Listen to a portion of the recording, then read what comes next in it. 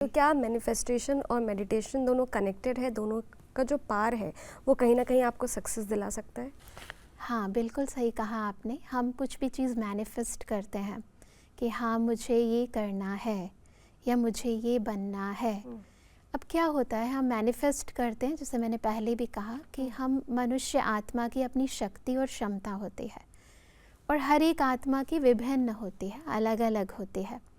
हर एक का मन जितना शक्तिशाली होगा, शक्तिशाली का आधार है एकाग्र होगा, और जो व्यक्ति जितना एकांत और अंतर्मुखी रहता है उसकी मानसिक क्षमता और शक्ति ज़्यादा पावरफुल होती है। तो पावरफुल है माइंड की पावर, तो फिर मैनिफेस्ट जो करेंगे वो प्रैक्टिकल लाइफ में जल्दी आ जाएगा। लेकिन वही मन जिससे आपने मैनिफेस्ट किया है, करते तो हम मन से ही है ना, मन ही सोचता है। अब वो चाहे अपने को आप श्रापित करो या अपने आप को वरदान दे दो कि मुझे ये बनना है और मैं ये बन गई हूँ, है ना। तो अब ये आपके मन पर डिपेंड करता है, इसीलिए किसी की पूरी हो जाती है, किसी की नहीं पूरी होती। लेकिन कई बार ना हम सोचते हैं कि हम पॉजिटिव सोचें, सोचते भी हैं, लेकिन अगर एक नेगेटिव थॉट आ जाए तो हम उस भूल जाते हैं और जो चेंजेस होता है, जो करना चाहिए वो कर नहीं पाते। ऐसा क्यों होता है? रीज़न एक ही है, क्योंकि आप जिस माइंड से सोच रहे हैं वो माइंड वीक है।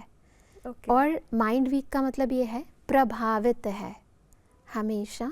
जो दूसरी बातें हैं, दूसरे लोग जो कर्म कर रहे हैं, इन्फ्लुएंस हमारा माइंड जल्दी हो रहा है। जल्दी हो रहा है। अब आप सोचो ना, जैसे बॉडी है आपकी, आप वैसे तो फिट हैं, लेकिन पता कैसे चले, है ना। जब कोई बैक्टीरिया वायरस अटैक करता है, जब सर्दी का मौसम आए, जब आप विपरीत परिस्थिति में जाएं, ऐसे एनवायरनमेंट में जाएं, तब पता चलेगा कि आपकी इम्यूनिटी कितनी स्ट्रांग है जी, है ना। ऐसे ही माइंड जो है वीक है, वो तब पता चलता है जब ऐसी बातें मेरे आसपास हों, जब परिस्थितियाँ विपरीत हों, जब मेरे आसपास समस्याएं हों, विघ्न हों।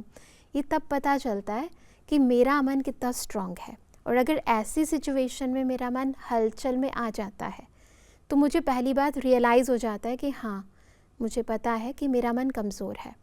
अब इस कमज़ोर मन को अगर मैं पावरफुल बना लेती हूँ, है ना, अब दूसरे की बात मुझको प्रभावित कर रही है, होना क्या चाहिए, मेरी बात, मेरे मन के संकल्प उसे प्रभावित करने चाहिए। वो भी तो हो सकता है ना।